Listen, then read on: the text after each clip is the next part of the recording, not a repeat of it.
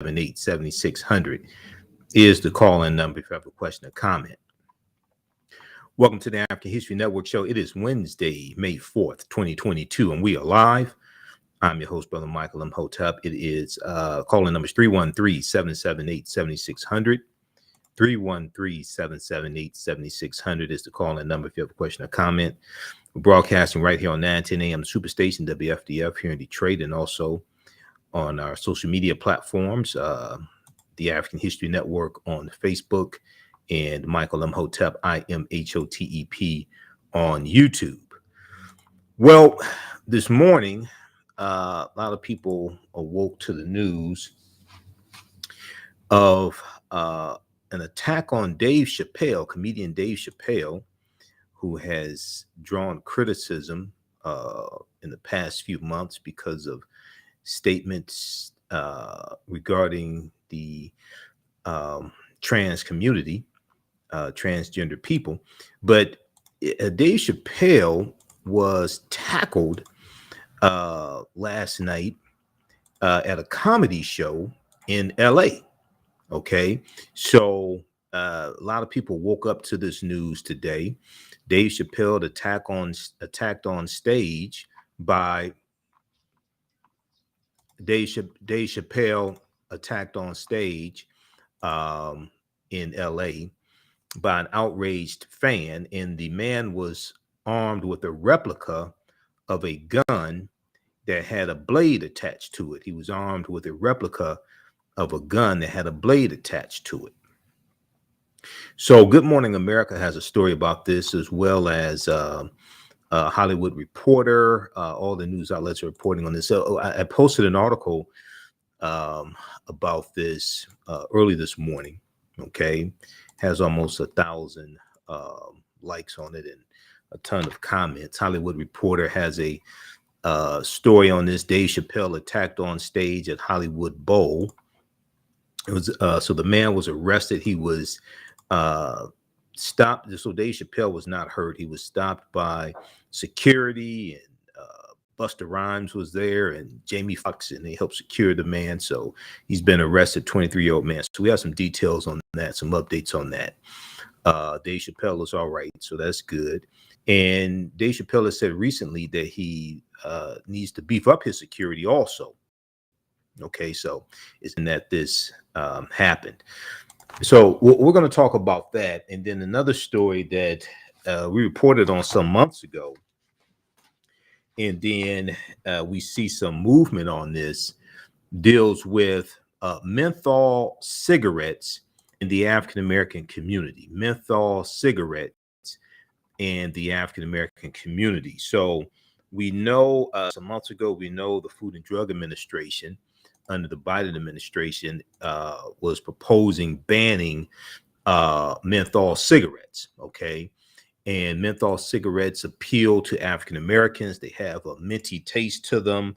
85% of African Americans who smoke menthol cigarettes, Cools and Newport, things like this.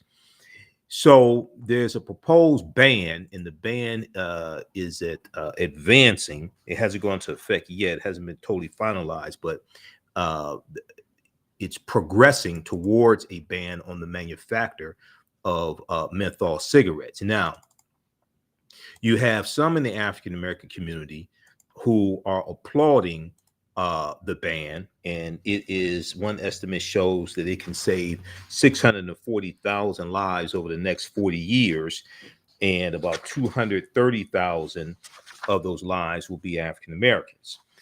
You have some others who are against the ban and say that it will unfairly target African Americans. They may be harassed by police, etc. Okay, so we have some information on that. And April Ryan, who's the White House correspondent for the Griot, April Ryan asked a question to Jen Psaki, White House press secretary Jen Psaki, a couple days ago at a White House press briefing. So I'm going to let you hear what happened there also. Okay, so we're having some technical difficulties here. Just bear with me. Those watching on Facebook and YouTube, the computer's freezing up for some reason. So we're going to talk about how the tobacco industry targeted African Americans with menthol cigarettes. How the tobacco industry targeted African Americans with menthol cigarettes. And this is extremely important because one of the ways that they did this is through marketing and sponsoring jazz festivals, sponsoring events where African Americans attend, like the Cool Jazz Festival, sponsored by Cool Cigarettes.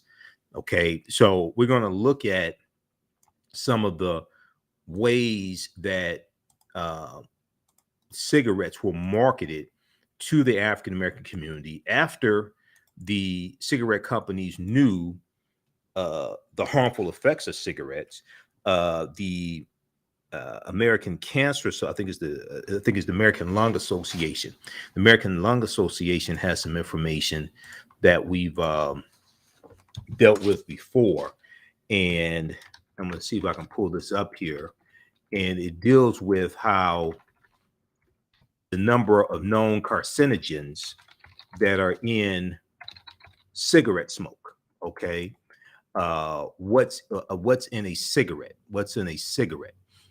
So there, a lot of people don't know this, but there are approximately 600 ingredients in cigarettes. There are approximately 600 ingredients in cigarettes. Only a fraction of those ingredients are listed on the package. Okay, so this should cause you to start asking more questions.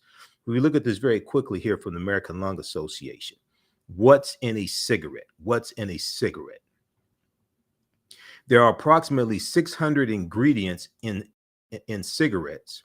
When burned, cigarettes create more than 7,000 chemicals. When burned, cigarettes create more than 7,000 chemicals. At least 69 of these chemicals are known to cause cancer, and many are toxic. At least 69 of these chemicals are known to cause cancer, and many are toxic. Many of these chemicals are found in consumer products. These products have warning labels such as rat poison packaging. While the public is warned about the danger of the poisons in these products, there is no such warning for the toxins in tobacco smoke. Okay, now this is from the American Lung Association at lung.org, lung, Lung.org. What's in a cigarette? So you have to then ask the question, well, why are cigarette manufacturers disproportionately targeting African Americans with menthol cigarettes, and what is the negative effect of this? Okay, and how do we fight against this? All right, so we'll talk about that on today's show. Now, on the African History Network show, we focus on educating, empowering, and inspiring people of African descent throughout the diaspora and around the world, because right now it's corrects your own behavior. What you do for yourself, what you do to yourself, and what you allow other people to do to you and get away with is based upon what you think about yourself. What you think about yourself is based upon what you have been taught about yourself. What you've been taught about yourself is based upon everything you've read, heard, and seen about yourself. So when you control the radius of a man or woman's thoughts, you control the circumference of his or her actions, because the mind can't do or teach what it doesn't know. Now, we deal with a number of different topics here. On the African History Network show, we deal with current events and history and politics, education, economic empowerment, entrepreneurship, relationships, love, sex, health issues, and much, much more. Sign up for our email newsletter. Text the word Kemet, Kemet, to 22828 to sign up for our email newsletter. Text the word Kemet, Kemet, to 22828 to sign up for our email newsletter. Also visit our website, AfricanHistoryNetwork.com, AfricanHistoryNetwork.com. You can sign up for our email newsletter there as well. Okay, I want to go to this first story here. So this deals with Dave Chappelle. We're going to clip number one, Shakita from Good Morning America. Let's go to clip number one. Dave Chappelle attacked on stage during stand-up set. Let's go to clip number one.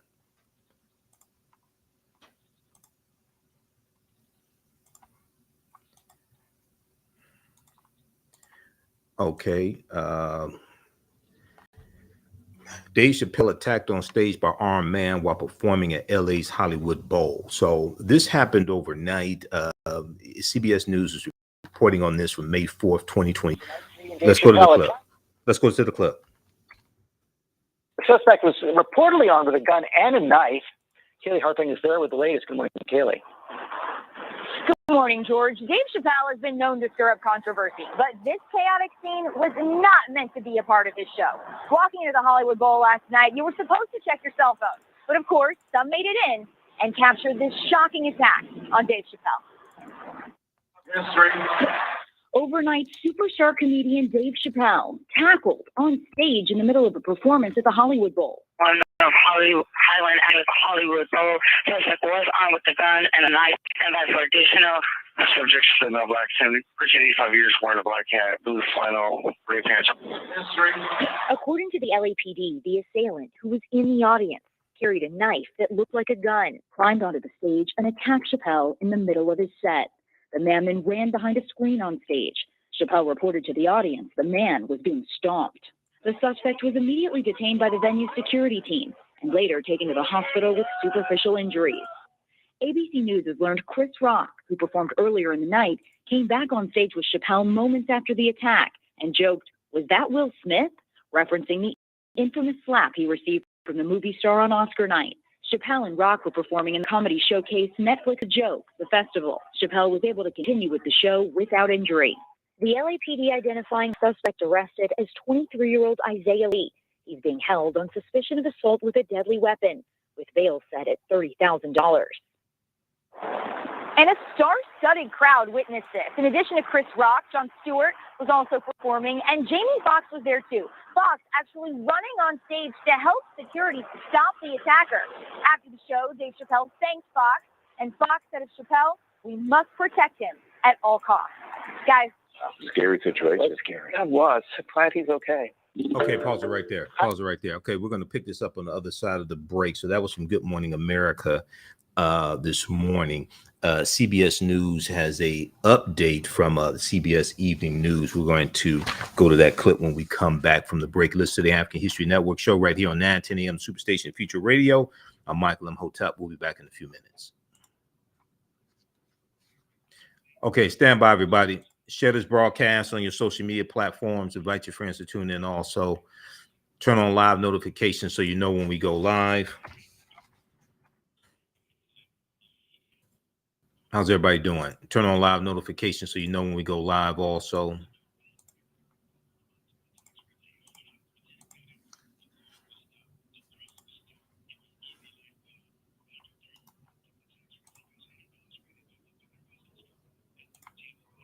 Back from break in 3 minutes.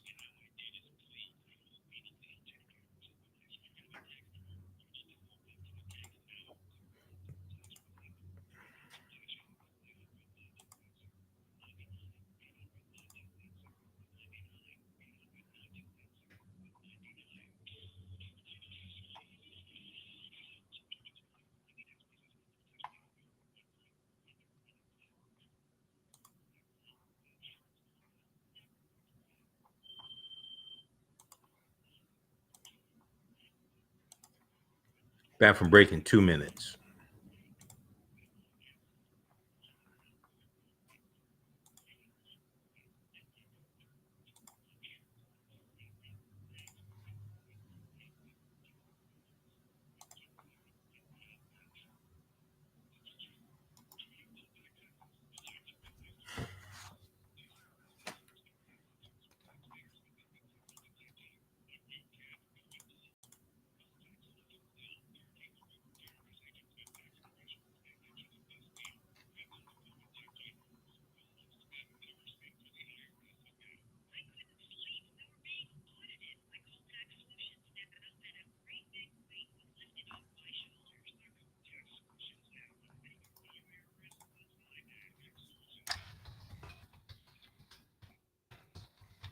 Back from break in 1 minute.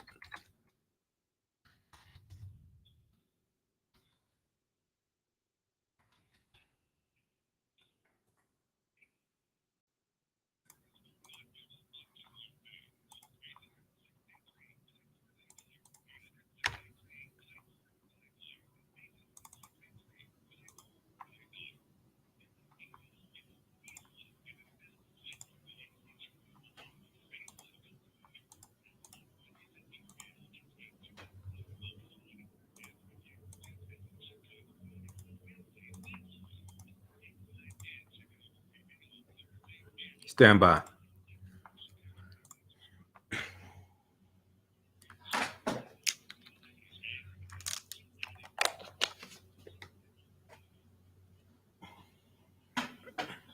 On the African History Network show, we deal with current events of history and politics, education, economic empowerment, entrepreneurship, relationships, love, sex, health issues, and much, much more. Unfortunately, many people confuse what racism is. Racism is a power structure. It was laws and policies that put us in this predicament. There's going to be laws and policies that take us out. So when you control the radius of a man or woman's thoughts, you can control the compass of his or her actions because the mind can't do or teach what it doesn't know. We have it all on 910 AM Superstation.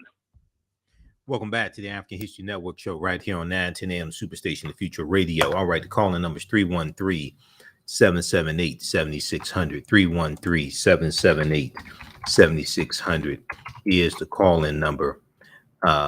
If you have a question or comment, 313-778-7600. Let me correct that there. Okay. 313-778-7600 is the call-in number. Okay, so right before the break, we were talking about the story dealing with Dave Chappelle in LA and being attacked on stage. He was tackled on stage. If we look quickly here, we're going to clip number 2 here in just a second, please, Shakita, from CBS News. If we look at this updated story here from CBS News that was posted at 7:19 p.m. Eastern Standard Time, Dave Chappelle attacked on stage by armed man while performing at LA's Hollywood Bowl. Okay, so this happened last night. Comedian Dave Chappelle was attacked on stage by an armed man Tuesday night, May 3rd, Tuesday night, as he performed at Los Angeles Hollywood Bowl Arena, with videos from audience members, cell phones quickly flooding social media and showing a man appear to run onto the stage and tackle Dave Chappelle. Now, the Los Angeles Police Department said a 23-year-old man pointed a weapon later determined to be a replica handgun. Determined to be a replica handgun that contained a knife blade, and he had this on him when he attacked Dave Chappelle. So here is the actual weapon obtained by the LAPD. So replica semi-automatic handgun, and you see the knife blade attached, appears to the barrel of the handgun. A little short knife blade, probably about a 3-inch knife blade attached to the barrel of the handgun, it appears. Now, the suspect, identified as Isaiah Lee of Los Angeles, was arrested and accused of assault with the weapon. Dave Chappelle was not injured in the attack. Now, following the incident, Isaiah Lee was transported to the hospital for medical treatment for injuries, before being taken to the police station and arrested. He is being held on a $30,000 bail. Now, Dave Chappelle's representative, Carla Sims, SIMS, said in a statement that Chappelle is fully cooperating with the active investigation into this incident. Okay, so we saw I saw video that people shot from their cell phones. Okay, and we saw video of apparently Isaiah Lee on the stretcher after the incident. Okay, and he was looked like he was the security subdued him. His arm is in a strange position, not exactly sure of if anything's broken or what have you. So I'm going to wait to get some accurate information before I talk about that. But his face appears to be bleeding. So, they stopped him, and I don't think he's going to try that again. Let me just put it like that. I don't think I don't think he's gonna try that again anytime soon. So, but you know, this is causing comedians. Now, if you go back to, we're going to clip 2 in just a second, Shakita. If you go back to when Will Smith slapped Chris Rock at the Oscars, after that, on I think it was Ellen DeGeneres show or another one of the talk shows, Wanda Sykes, who was one of the 3 co-hosts of the Oscars, Wanda Sykes talked about how she was traumatized by the incident. And she also talked about, either in that interview or shortly after that, she talked about, you know, being apprehensive about performing on stage again. Okay. Because Will Smith came up on stage and slapped Chris Rock. Now, I'm not blaming Will Smith for this or anything like this. However, I follow different comedians, different entertainers on social media, especially Instagram. And some of them are talking about an increased anxiety they have of performing on stage because of because of what happened, Will Smith slapping Chris Rock. Okay.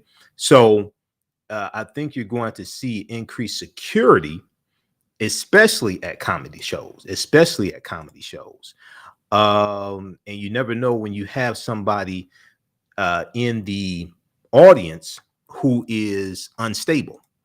Okay, you never know if you have somebody in the audience who's mentally unstable and could be triggered.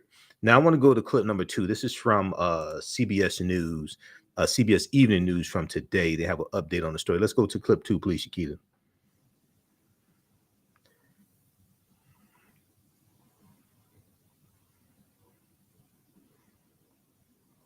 Okay, while we cue that up. Now, Dave Chappelle, whose unapologetic humor has made him a lightning rod. After comedian Dave Chappelle was Go ahead. attacked on stage last night in Los Angeles. Chappelle was not injured, but the incident could have turned tragic. Police said the man who rushed the stage was carrying a knife. CBS's Lilia Luciano has the details. Dave Chappelle never saw it coming. The man police have identified as 23-year-old Isaiah Lee started on stage and delivered a powerful body tackle that appeared to knock the wind out of Chappelle. Security quickly subdued the man off to the side while Chappelle gathered himself and carried on. Y'all want to rock? Police say Lee had a replica gun with a knife blade tucked inside. Appearing bruised and with a shoulder injury, he was taken to the hospital and later charged with felony assault with a deadly weapon. We got to make sure we protect him at all times, man. Comedians Jamie Foxx and Chris Rock were there. Rock delivered a punchline more than a month in the making. Was that Will Smith? Police have not offered a motive for last night's attack. I do not know or understand at this point that this was a targeted event. Last night was the latest high-profile attack on a comedian. Curtis Shaw Flagg recently tightened security at the Laugh Factory in Chicago after an audience member attempted to rush the stage. Is it that people can't take jokes anymore? More and more people are taking it very personally in really responding in a way that I never imagined. Chappelle has recently generated intense criticism over several jokes about transgender people, but has not formally apologized. Lilia Luciano, CBS News, Los Angeles. Okay. All right. So, like I said before, I don't think Isaiah's going to try that again. All right. So, Busta Rhymes was there. Jamie Foxx. And there's a bunch of security when you watch the video. They have clips of it here in the article from CBS News. He tackles him. You see right here. He tackles him, and let me see if we can. I want to kill the audio because I want to make sure ain't no expletives coming. You see right there, you know. But luckily, Dave Chappelle was not hurt. Okay, because this could have been a lot worse. This could have been a lot worse. All right. So we'll update you as we get more information. All right. I want to go to this next story here. This is dealing with something very serious but I don't think people are really taking this as seriously as they should. And this deals with the proposed ban by the Food and Drug Administration on menthol cigarettes, and this is done to save lives. And menthol cigarettes disproportionately target African Americans. Okay. We know that 85% of people who smoke menthol cigarettes are African Americans. There's a good article from NPR, National Public Radio, how the tobacco industry targeted Black Americans. Okay, so we're going to deal with this on the other side of the break. You listen to the African History Network show right here on 910 AM, the Superstation of Future Radio. I'm Michael Imhotep. We'll be back in a few minutes. Stand by.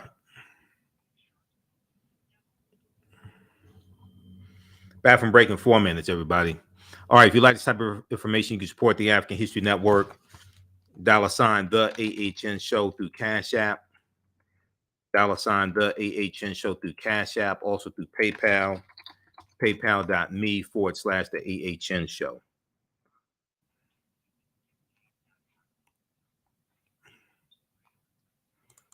Stand by. Back from break in 4 minutes.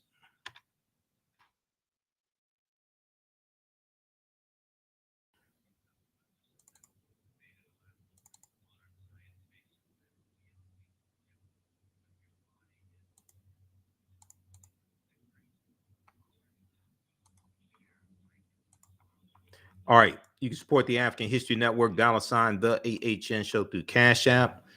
$ the AHN show through Cash App, also through PayPal. PayPal.me/the AHN show. This helps us keep doing the research, stay on the air, keep broadcasting, pay some of the bills. We also have the information at our website, AfricanHistoryNetwork.com. Pull this up right here, and then you can register for the online classes I teach on Saturdays. Ancient Kemet, the Moors, and the Maafa. Understanding the Transatlantic Slave Trade, what they didn't teach you in school. So class number 2 is Saturday, May 7th, 2 p.m. to 4 p.m. Eastern Standard Time. So you register, you can watch. As soon as you register, you can watch class number 1. All right, thanks, Robert Campbell. All right, thanks so much for the support. We definitely need that. Thanks, Robert. You got your support through Cash App.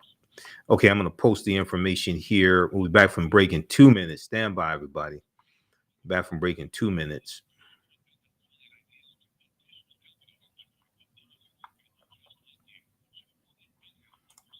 And we post the link here. So yeah, because there's some fake African History Network Cash App accounts out there. So I'm trying to get them shut down. So we post the link here, and it's on our website, AfricanHistoryNetwork.com.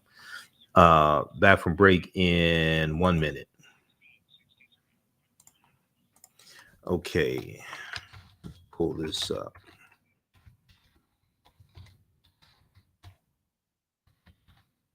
Also, the new documentary, Heavy is the Crown, director Amadeus Christ, which is the second installment in the Out of Darkness series. It features Professor James Small, Anthony Browder, Professor Kabahai Waka Kamene. It's available right now at AfricanHistoryNetwork.com. And we have a bundle pack also. 910, the Superstation, Detroit's only African-American talk radio. Welcome back to the African History Network show right here on 910 AM Superstation, the Future Radio. All right. Be sure to visit our website, AfricanHistoryNetwork.com. You can register for the 10-week online history class I teach on Saturdays. Ancient Kemet, the Moors, and the Maafa, understanding the transatlantic slave trade, what they didn't teach you in school. Kemet's one of the original names for Egypt. This is a 10-week online class that I teach. It's very visual. I do a PowerPoint presentation. We have book references, articles, video clips. It's about 50, really over 50 articles that I reference in the class. We do thousands of years of history, what leads up to the transatlantic slave trade taking place. We deal with the African presence in the Americas going back at least 56,000 years. We deal with the 800-year occupation of Europe by the Africans known as the Moors. and what leads up to the transatlantic slave trade taking place. Okay, so the class is on sale, $80, regularly $130. As soon as you register, you can watch class number 1. We do the sessions live. All the sessions are archived and recorded. You can go back and watch them anytime. So even a year or 2 years from now, you'll still have access to the full class. You can go back and watch it. All right. The new documentary, Heavy is the Crown, from director Amadeus Christ, who directed Out of Darkness, is available also at AfricanHistoryNetwork.com. And we also have a bundle pack as well for that. So you get more information about that.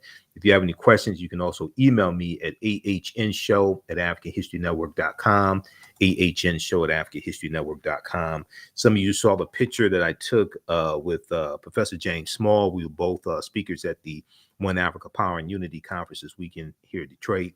So the Heavy is the Crown documentary features Professor James Small, Professor Kabahaya Watha Kamene, Tony Browder, Dr. Chike. I think Dr. Chike Aku was in there as well. We've had him on the show also, and others. All right, so you'll hear more about that, but that's available at AfricanHistoryNetwork.com. Okay, I want to get to this story here. So we talked about this story dealing with menthol cigarettes. We talked about this last year. There was an article from the New York Times. Menthol cigarettes kill many Black people. A ban may be finally near. Menthol cigarettes kill many Black people. A ban may be finally near. So there was an article that we discussed previously from the New York Times from March 22nd, 2021. Okay, this one right here. And we are closer to the Food and Drug Administration banning menthol cigarettes. All right, so this article here from March 2021, New York Times: menthol cigarettes kill many Black people. A ban may finally be near. Advocates are hoping that President Biden will soon come out in favor of banning mint-flavored cigarettes and other tobacco products. All right, so the banning of menthol cigarettes, the mint-flavored products that have been aggressively marketed to Black Americans, has long been an elusive goal for public health regulators. But COVID-19 and the Black Lives Matter movement have put new pressure on Congress and the White House to reduce racial health disparities, And there are few starker examples than this. African American smokers smoke less, but die of heart attacks, strokes, and other causes linked to tobacco use at higher rates than white smokers do, according to the Center for Disease Control and Prevention. Okay, African American smokers smoke less, but die of heart attacks, strokes, and other causes linked to tobacco use at higher rates than white smokers. It's not just dying of lung cancer. Okay, or it's not just dying of cancer. It's heart attacks, strokes, and other causes linked to tobacco usage. Now, 85% of Black smokers use Newport cigarettes or Cool cigarettes and other menthol brands that are easier to become addicted to and harder to quit than plain tobacco, according to the Food and Drug Administration. All right, so read the rest of this article here. Menthol cigarettes kill many Black people. A ban may be finally near. Now, this is from March 22nd, 2021, the New York Times. Okay, so if we look at the story here from I want to look at this one here from April 29th, 2022, from National Public Radio, NPR.org. This piece right here, how the tobacco industry targeted Black Americans with menthol smokes. How the tobacco industry targeted Black America with menthol smokes. Okay, so and on the cover page, I print up this article. On the cover page, you see Newport cigarettes. You see a Newport ad and a Cool Jazz Festival ad where Cool Cigarettes sponsored this jazz festival. Now, there's an ad for Newport cigarettes from 2011 that features a young Black couple smiling smiling and flirting over a plate of burger and fries. Beneath them reads the tagline, pleasure. Beneath them reads the tagline, pleasure. Okay, this ad here. And I remember back in the day, Ebony Magazine, okay, and cigarette ads in Ebony Magazine, okay. A different ad in this campaign has another young black couple smiling over a park bench by some rafters while one of them holds a cigarette. Another ad features, yes, another young black couple smiling and laughing, this time at a coffee shop. Now, menthol cigarettes have been historically heavily marketed toward African Americans. And that's had a strong enough impact that when the Food and Drug Administration proposed a ban on menthol cigarettes yesterday, okay, April 28th, all right, 2022, the agency specifically noted that the move would save the lives of between 92,000 to 238,000 African Americans. Banning menthol cigarettes, according to the estimate from the Food and Drug Administration, would save the lives of between 92,000 to 238,000 African Americans. Quote, "It's a long time coming," said Keith Waylow, author of the book Pushing Cool, Big Tobacco, Racial Marketing, and the Untold Story of Menthol Cigarette. So when people ask, now, you know, on our Sunday show, we talked about, we started going through the 19-page document that breaks down how the policies from the Biden-Harris administration are benefiting African Americans. You know, we started doing that. We've been going through that here on this show because we actually deal with like real substance here. Okay, not a whole bunch of nonsense. We deal with facts and evidence. So we're going to do a follow-up to that story this Sunday because we're on for 2 hours on Sundays, 9 p.m. to 11 p.m. We started going through this document right here that's at whitehouse.gov that very few people are talking about. Came out February 28th, 2022. It's the update to the document that came out October 2021 at whitehouse.gov. Okay, they updated this. It's 19 pages. I printed it out. I'm going through it. Those who came by my vendor table at the One Africa Power and Unity Conference here in Detroit this past weekend, some of the people that came by and they listened to my show, I showed them this document, told them take a picture of the cover of it, go to whitehouse.gov and read it. Because this is talked about very little here in mainstream media. Okay, we're going to do a follow-up and get deeper into this on our Sunday show to break this down. You can add to this, okay, banning menthol cigarettes, which will save African American lives. So in addition to 33% of African American children being lifted out of poverty by the American Rescue Plan, the child tax credit and the American Rescue Plan, in addition to that, okay, in addition to $5.8 billion in aid going to HBCUs in 2021, which is a record number of funding for HBCUs for 1 year. In addition to all that, in addition to the Emmett Till anti-lynching bill being passed, and the first time an anti-lynching bill has been passed in 122 years, we've been fighting for an anti-lynching bill since 1900.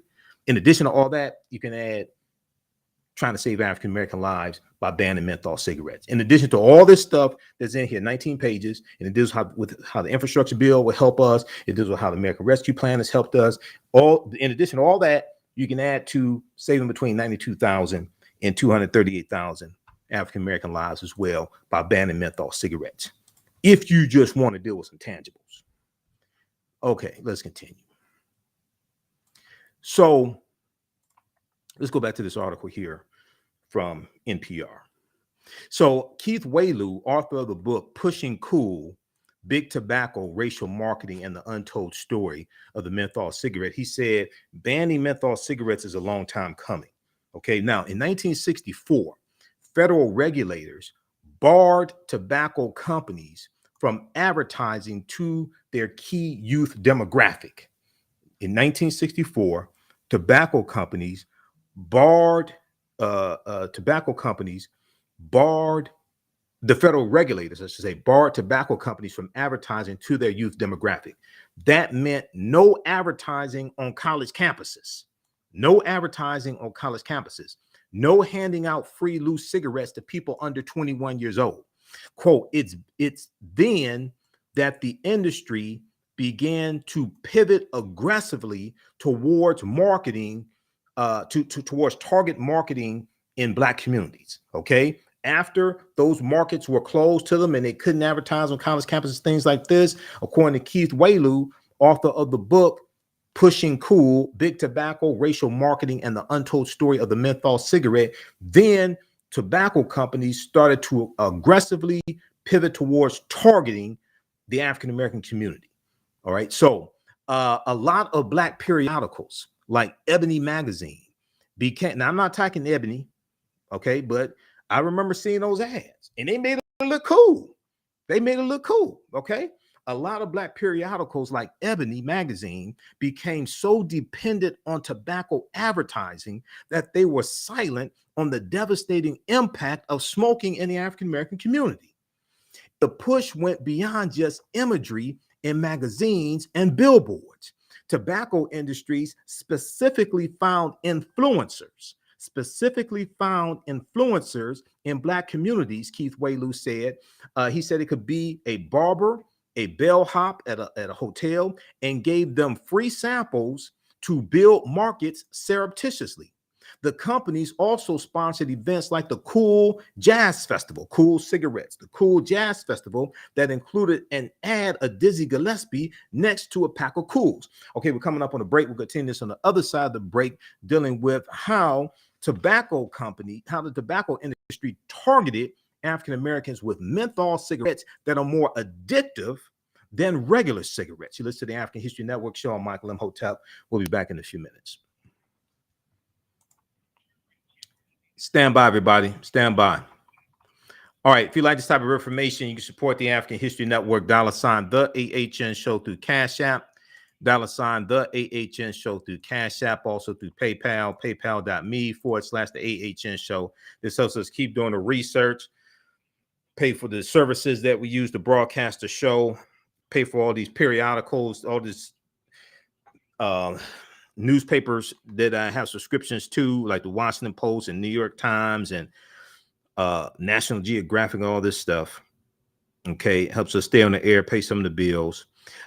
You can register for the our new 10-week online class that just started up. Class number 2 is this Saturday. Class number 2 is this Saturday, May 7th, 2022. Ancient Kemet, the Moors, and the Maafa.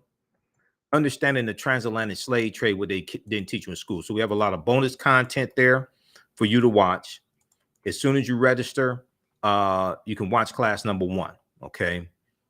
And then our second class starts up Sunday, May 8th. Sunday, May 8th, 2 p.m. to 4 p.m., which is from the Civil War to the Civil Rights Movement and Black Power, 1865 to 1968. From the Civil War to the Civil Rights Movement and Black Power, 1865 to 1968. And that's on sale $80, regularly $130 also. Okay, back from break in 2 minutes. Stand by.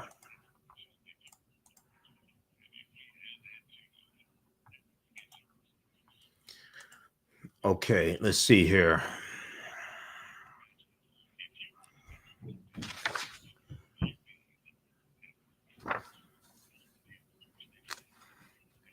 Okay, we got this article here from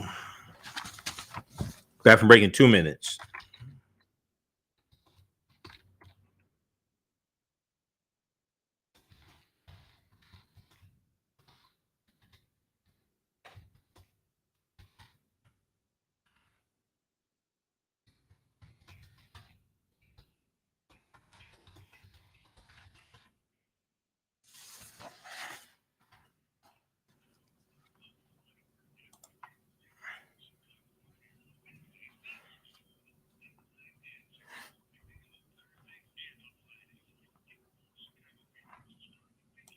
Back from break in 1 minute.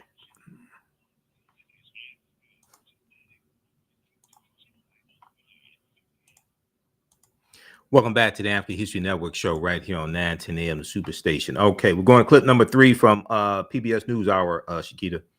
Clip number 3. All right. So right before the break, we were talking about how the tobacco industry targeted African Americans, how the tobacco industry targeted African Americans with menthol cigarettes. Okay, so advertising in periodicals like magazines like Ebony Magazine, sponsoring things like the Cool Jazz Festival. Okay, according to a 2018 national survey on drug use and health, 85% of Black smokers preferred menthol cigarettes. 85% of Black smokers preferred menthol cigarettes. The Food and Drug Administration had banned flavored cigarettes from being manufactured or sold in 2009, but menthol cigarettes slipped by because of a split in the Congressional Black Caucus, many of whom looked to campaign donations and support, said Keith Waylu. Now, yesterday's move by the FDA was encouraged by the NAACP, which sent out a statement earlier in the week noting the tobacco industry's, quote, egregious marketing practices, including giving out free cigarettes. Isn't that what drug dealers do? Give out free samples? I'm just curious. I know Mrs. Fields Cookies does that, but, we're talking about nicotine is addictive. It's a drug. Quote, this pattern of activity continues today with expanded marketing strategies like supporting and providing sponsorship funding for events, supporting various Black leaders with financial support, discounting menthol products in Black neighborhoods, and abundant advertising in stores frequented by Black communities, reads the statement from the NAACP, which notes that the NAACP notes that they themselves received funding from the tobacco industry until 2 decades ago. The NAACP noted in their statement that they received funding from the tobacco industry until 2 decades ago. I want to go to this clip here from PBS NewsHour that discusses this. Let's go to this clip, please. Clip number 3, Shakita. After considering doing so off and on for more than a decade, the FDA is forging ahead with a proposal to ban menthol-flavored cigarettes. If finalized this summer, the move is expected to reduce smoking levels, but the decision has been met with both praise and criticism. Stephanie Sy has our look. Judy, menthol accounts for more than a third of all cigarettes sold in the U.S., and the cooling, minty flavor is the most popular among certain smokers. Nearly 85% of Black smokers use menthol, compared to 30% of white smokers. More than half of all kids who smoke use menthol cigarettes. The FDA said the ban could prevent up to 650,000 smoking deaths over 40 years. Carol Magruder is the co-chair of the African American Tobacco Control Leadership Council and Advocacy Group. Carol Magruder, thank you so much for joining us. Banning menthol cigarettes, really, it's been discussed for years under different presidential administrations. How big of a deal is it that this FDA under Biden is finally making this move? This is a monumental day in public health. The day of the century, I would say, of the last 100 years, this ruling is that important. We want to make sure people know it's not done. This is the beginning of that process, and so we still need to very much participate in it, and we need to understand that the tobacco industry could also have lawsuits to block it. So this is the beginning of the end, not the end, but it's a monumental day, and the FDA is finally doing what they were mandated to do in 2009 when the Tobacco Control Act was passed, and that was to do something about menthol. So it's taken a lot of push, a lawsuit on our part, with our co-plaintiffs, Action on Smoking and Health, and the American Medical Association and the National Medical Association to get them to move, and they finally have, and we are very grateful.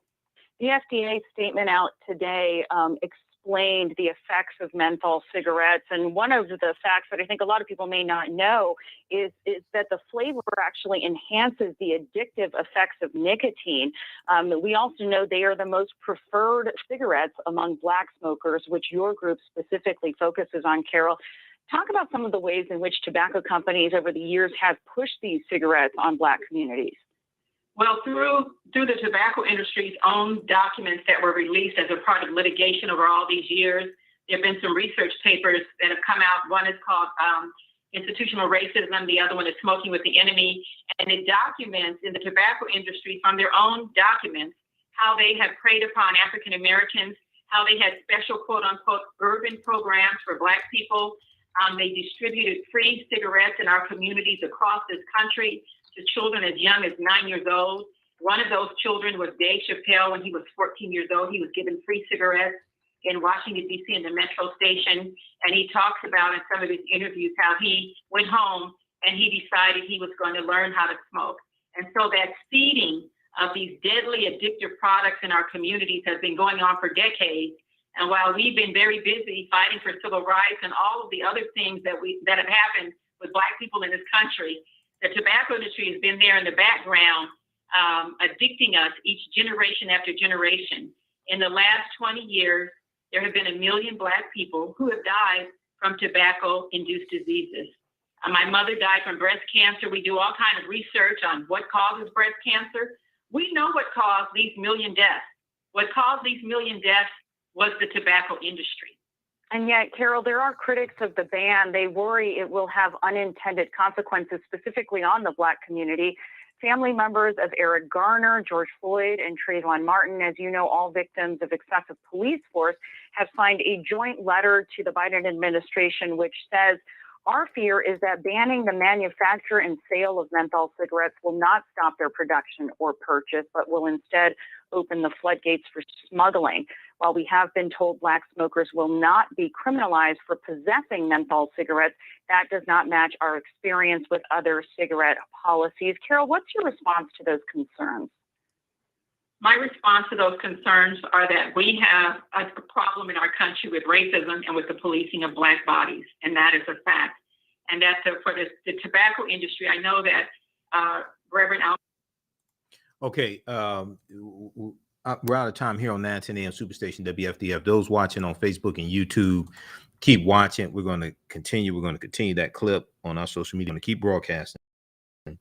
And then I want you to hear the question that April Ryan, White House correspondent for thegrio.com, the question she asked Jen Psaki at a White House press briefing about menthol cigarettes on April 29th. Be sure to visit our website, AfricanHistoryNetwork.com. You can support us through Cash App and PayPal, register for our online classes, order Heavy as the Crown, the documentary that deals with the African origins of religion, the 3 Western religions. 910 AM Superstation WFDF. Right now, it's correct wrong behavior. It's not over till we win. Wakanda forever. We'll talk to you tomorrow. Peace. Okay, stand by. All right, let's keep going. We're going to finish this up, and I want you to hear the White House press briefing also. Check out this article here. CNN has a good article on this topic also. Ban on menthol cigarettes and flavored cigarettes could save hundreds of thousands of lives, experts say. This is from Wednesday, April 27th, 2022. And then thehill.com has this piece here from April 28th, 2022. Ban on menthol cigarettes divides Black Americans. Ban on menthol cigarettes divides Black Americans. You can check this one out also. All right. Let me pull up this clip here. All right. Let me cue this up.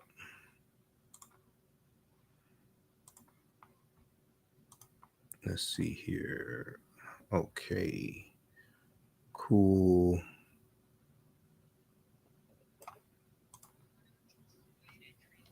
As you know, all victims of excessive police force have signed a joint letter to the Biden administration, which says, our fear is that banning the manufacture and sale of menthol cigarettes will not stop their production or purchase, but will instead open the floodgates for smuggling. While we have been told Black smokers will not be criminalized for possessing menthol cigarettes, that does not match our experience with other cigarette policies. Carol, what's your response to those concerns? My response to those concerns are that we have a problem in our country with racism and with the policing of Black bodies, and that is a fact. And that for the tobacco industry, I know that Reverend Al Sharpton and his group, they actually receive money from Reynolds American, which is Newport Cigarettes, and that he has been one of the people traveling around the country with this dialogue. And I respect Reverend Al. He's done tremendous work in our community. But on this issue, it's really the tobacco industry that is behind it. So that's the group that has killed 1 million Black people in these past 20 years. There are other national organizations that are in full support of taking these products off the market. No one loves a Black smoker or Black people more than the African American Tobacco Control Leadership Council. That is why we exist, is to protect our people from this predation. So this is not the end to pass legislation, it's the beginning. And we are all on board. Public health is on board. This is not about criminalizing Black smokers. This is about helping Black smokers and stopping another generation of Black children from being addicted to these products. Our neighborhoods do not have to be this way. And that's what we're saying. It's a new day. We are grateful to get to this day. That is the next step. Carol Magruder with the African American Tobacco Control Leadership Council. Thank you so much for joining the News Hour. Thank you so much. Okay.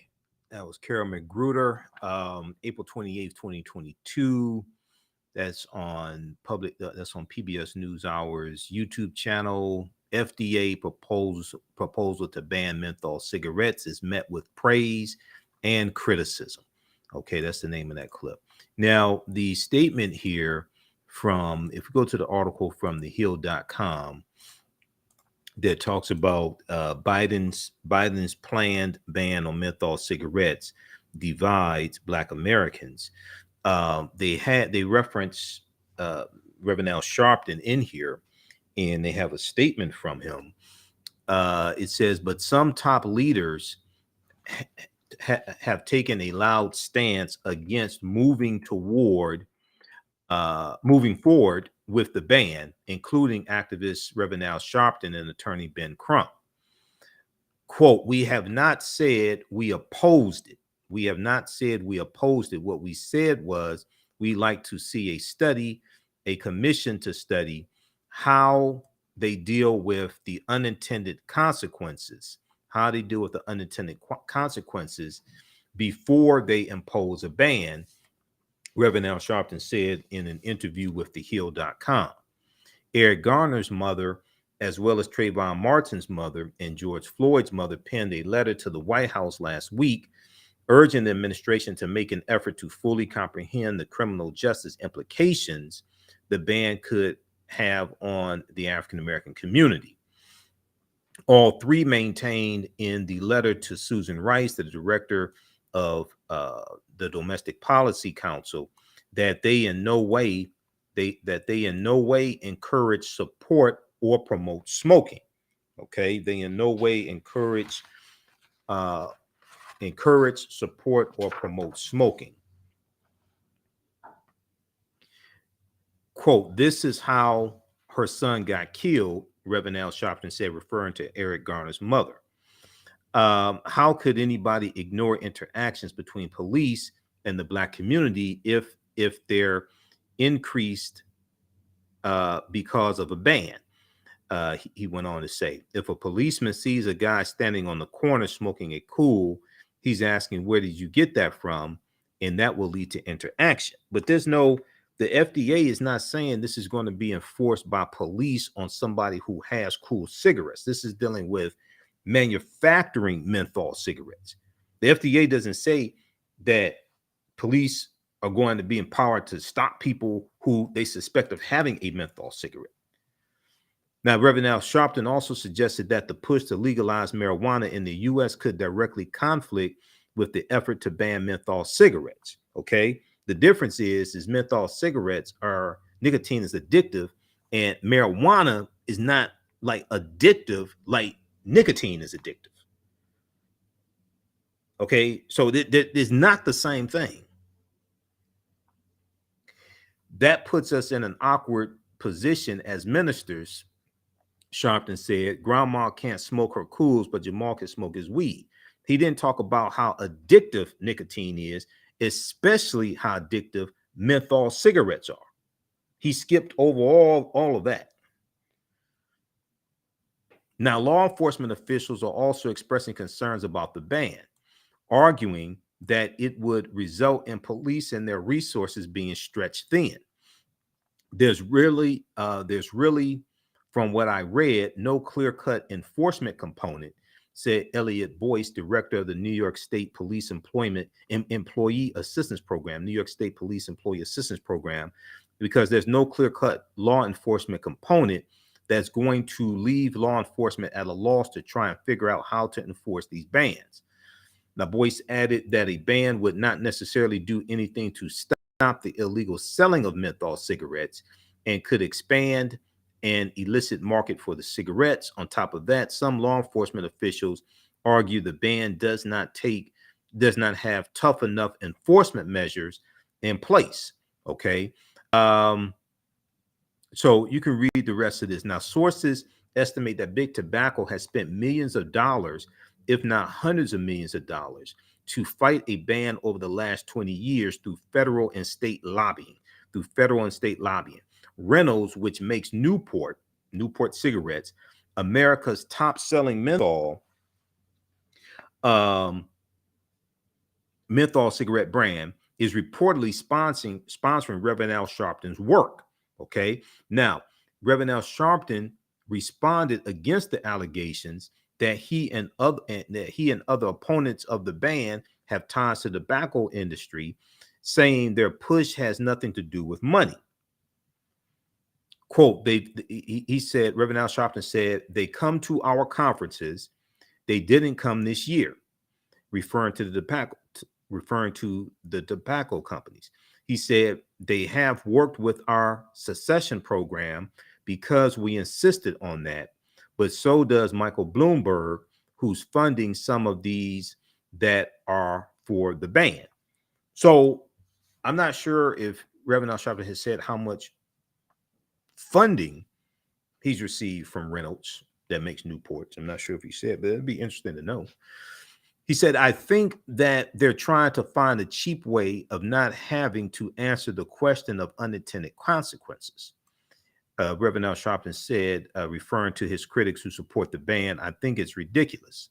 Now, the campaign for tobacco-free kids is funded by former New York Mayor Michael Bloomberg philanthropies. In the year 2020, the House of Representatives passed a measure to ban flavors of tobacco products. Okay. 2020, U.S. House of Representatives passed a measure to ban flavors of tobacco products, including menthol cigarettes. That measure stalled in the U.S. Senate. The majority of the members of the Congressional Black Caucus voted for the ban at the time in 2020. Representative Robin Kelly, who supports the ban, noted there is a small divide in the Black community on the issue. Okay, quote, part of that is due to concerns of over policing and police brutality. Those are valid concerns, she said. However, when you look at the disproportionality,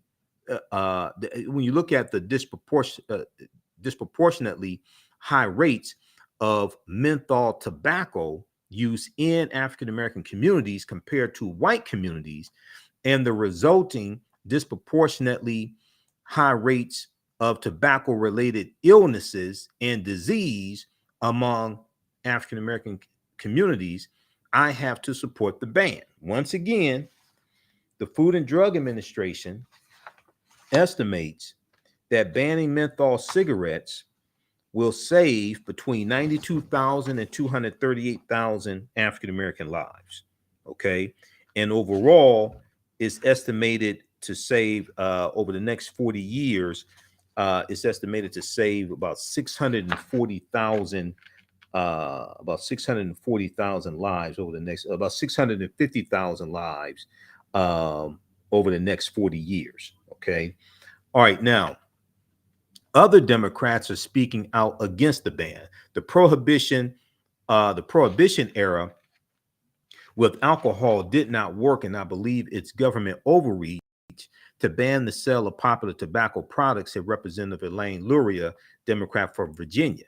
Okay, well, you're comparing the prohibition era, because prohibition era prohibited in 1930s, banned all alcohol. Here you're talking about menthol cigarettes, which are more addictive than regular cigarettes. So you're not talking about banning all cigarettes. You're talking about banning menthol cigarettes that are more addictive than regular cigarettes, number one. Number two, disproportionately target the African American community, means more dead Black people. So going back and saying prohibition didn't work, I mean, to me, that's just a nonsensical argument. Representative Sanford Bishop, Democrat from Georgia, a member of the CBC, argued against stricter requirements for products preferred by communities of color.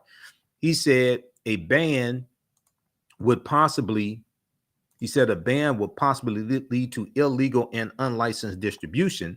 He said the banning of the methanol cigarettes or menthol cigarettes would certainly push those people to prefer that to the illegal and illicit acquisition of these products, end quote. Now, the move to ban cigarettes at the federal level could be indicative of a trend taking shape at the local level. San Diego City Council voted on Monday, which was April 25th. That would have been April 25th. They voted Monday, April 25th, in a 7-2 vote to pass legislation that would ban the sale of certain flavored tobacco products and menthol cigarettes. Now, some have questioned the federal ban's political impact, especially in a midterm election year. A survey reported by the Washington Free Beacon, which is a right-wing Republican publication, found that voters in the swing states of Georgia, North Carolina, and Nevada overwhelmingly opposed the ban. Okay, the ban could also impact African American voters, many of whom have been supporters of President Biden and the Biden administration. But others have brushed off this notion, arguing that there are more pressing electoral issues at hand, like inflation. Inflation is important, but saving Black people's lives is also important as well. I thought Black Lives Matter. So fighting inflation is important, but saving 230,000 to was the number 900,000 or whatever the number is, African American lives, 92,000 to 238,000 African American lives. I thought Black Lives Matter. I think that's important as well. We're talking about mothers, fathers, daughters, sons, aunts, uncles. Inflation is important, but I also thought Black Lives Matter. Quote, Black Americans first care more about the fact that the voting rights provision and the voter suppression are moving fast and furious in various states and localities. White of the NAACP told The Hill. Yeah, that's true, but the Food and Drug Administration don't have nothing to do with the voting rights bills.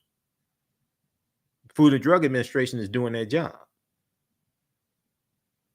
Okay, so the voting rights bills, the voter suppression bills are in state legislatures. That don't have nothing to do with the Food and Drug Administration. People act like different departments can't do different things at the same time. Just quote, Black people, I don't believe, will be so wrong by this one particular issue without looking at this open issue that is so important, the economy. You do realize there's like 4,000 people that work in the Biden administration. or at least 4,000. People want jobs. People want jobs that are protected. Okay, it's like almost 8 million jobs that have been created by the Biden-Harris administration. Who the hell is this person?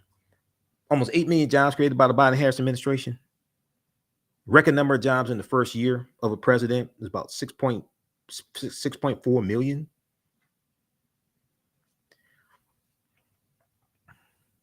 Who's this dumbass? I'm about to contact them. It's just ridiculous. Okay, you're talking about the Food and Drug Administration. That, like, Congress can't do one thing over here, state legislatures can't do something over here, and the Food and Drug Administration can't do something over here. It's just stupid. So I want to go to this clip here from, we're going to look at the article very quickly here from CNN, because CNN has a good piece on this also. But I want you to hear what happened at the White House press briefing on April 29th.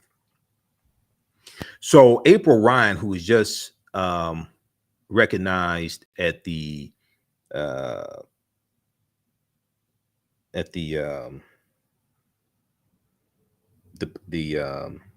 White House Correspondents' Dinner that they just had this past weekend, I think it was. She was recognized for 25 years of being a White House correspondent, African-American woman, April Ryan. I met her before the Congressional Black Caucus Weekend conference. Brilliant sister. She's the White House correspondent for thegrio.com now.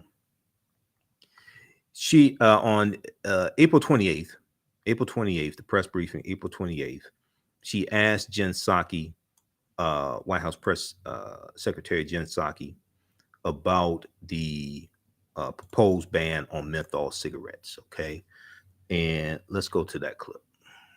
In order to recover, we provide assistance, economic and humanitarian assistance, to a range of countries around the world, because that's part of American leadership. And so I would say that's the reasoning for this assistance being proposed in the package. Go ahead. Jen, on menthol, going back to the opposition in the Black community.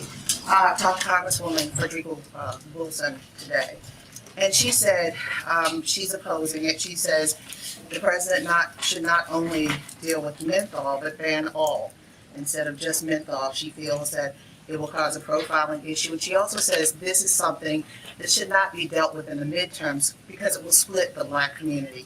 What do you say to that? And are you talking to Frederica Wilson, Al Sharpton, Ben Crump, and others about this very issue? Well, let me try to answer all your questions there. I'm sure you'll let me know if I don't, April, of course. This is a public health decision made by the FDA. And the objective of it was not to address politics or handle politics in one way or another, but to save lives.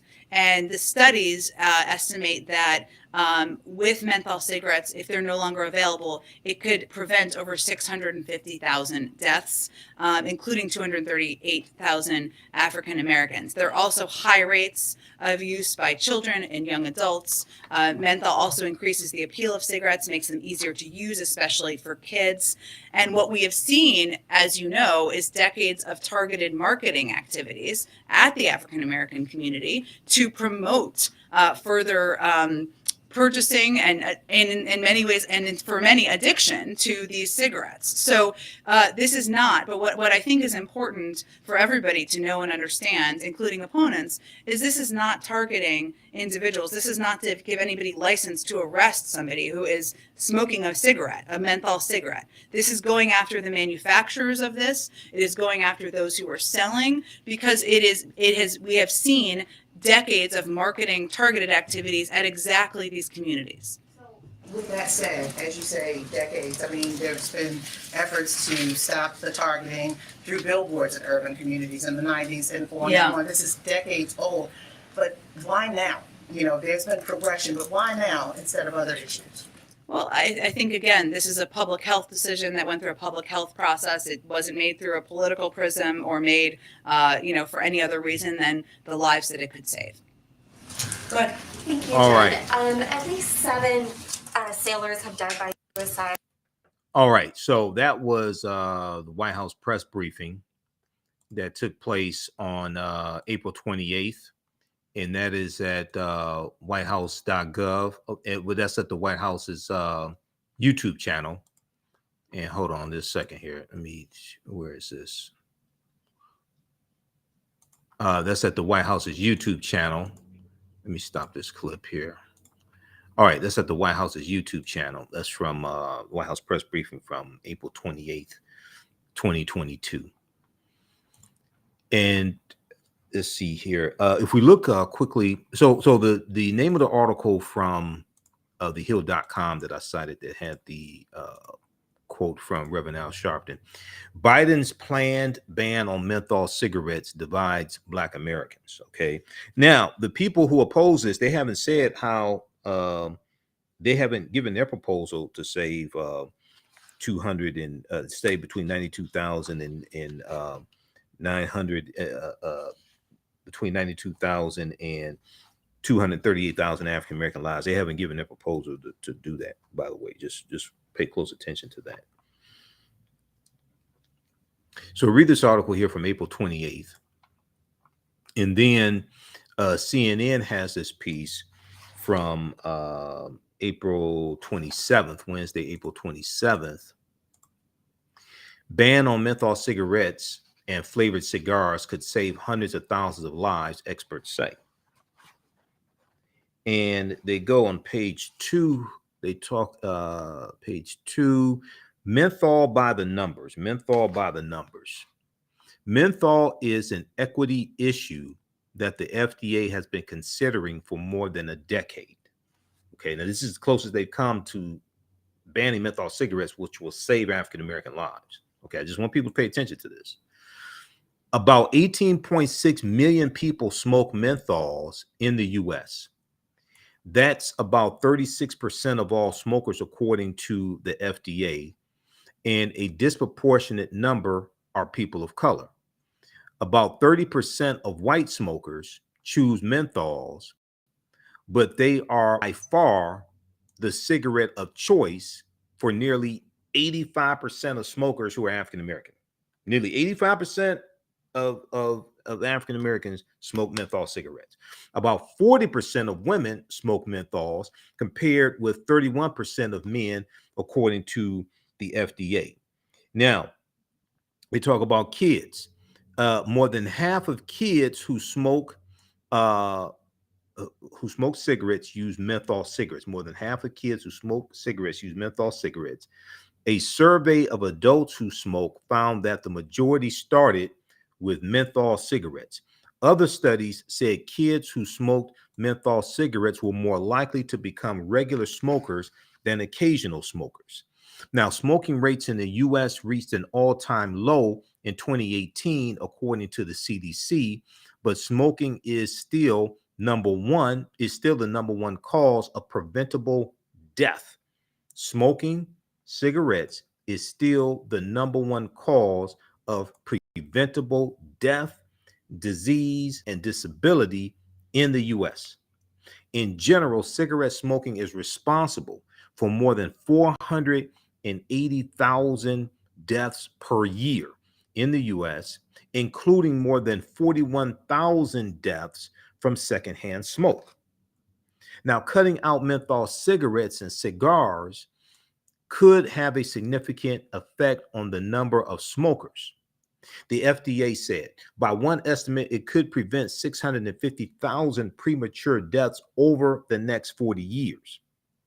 Another study projects that an elimination of menthol as a cigarette flavor could would lead 920,000 people to quit smoking, including 230,000 African Americans to quit smoking in the first year and a half.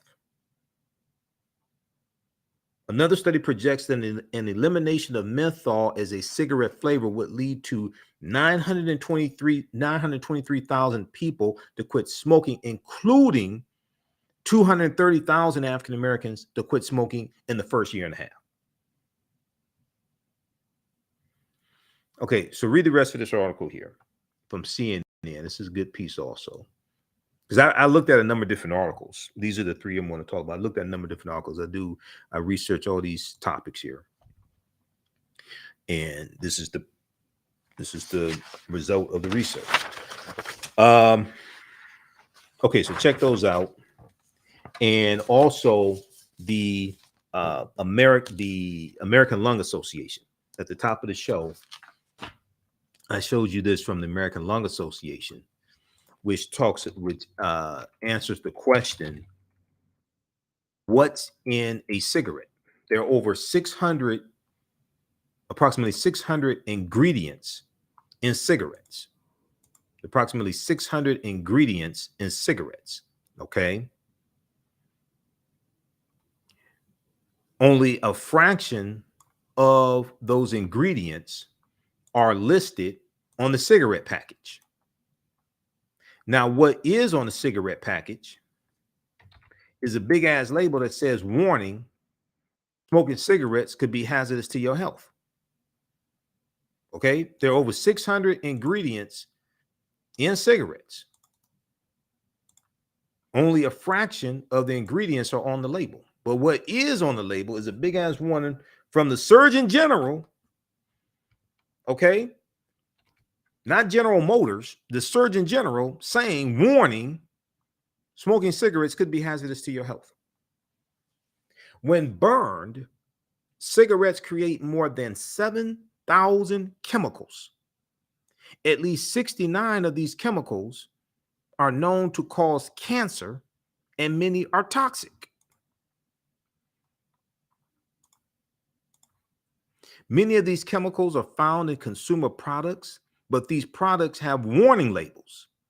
Okay, so just look at this. At least 69 of these chemicals that are known to cause cancer, and many are toxic. Okay, these are chemicals that are created when you burn cigarettes. Okay, in the cigarette smoke and you inhale it.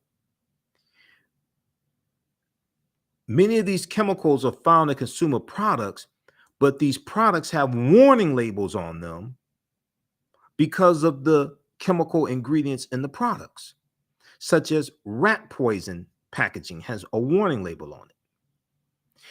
But only a fraction of the 600 plus ingredients are on the package of cigarettes. While the public is warned about the danger of the poisons in these various products, there is no such warning for the toxins in tobacco smoke. Here are a few of the chemicals in tobacco smoke. In other places, they are found. Acetone is found in nail polish remover. Acetic acid, an ingredient in hair dye. Ammonia, a common household cleaner. Arsenic is used in rat poison. Benzene is found in rubber cement and gasoline. Butane is used in lighter fluid. Cadmium is an active component in battery acid. Carbon monoxide is released in car exhaust fumes. Formaldehyde is an embalming fluid. Hexamine is found in barbecue lighter fluid. Lead is used in batteries. Naphthalene is an ingredient in mothballs. Methanol, a main component in rocket fuel. Methanol is a main component in rocket fuel. Nicotine is used as an insecticide. Tar is a material used for paving roads.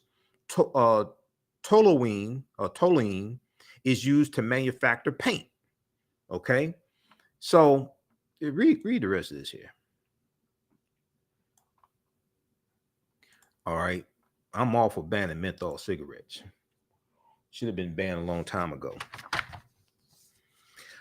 All right, look, hey, if you like this type of information, you can support the African History Network, $ TheAHNShow through Cash App, $ TheAHNShow through Cash App, also through PayPal, paypal.me the AHN show. This helps us keep doing the research, stay on the air, keep broadcasting, pay some of the bills, pay for these various services that we use. You can also, so we have the information at our website, AfricanHistoryNetwork.com, okay? And I'm working on building a new website as well, more user-friendly website. So trying to take care of all that this week. We have the information here. When you go to our Cash App account, because I'm trying to get these fake African History Network Cash App accounts shut down. Our Cash App account is $ the AHN show, SHOW. When you go to it, it says Michael and shows my picture there.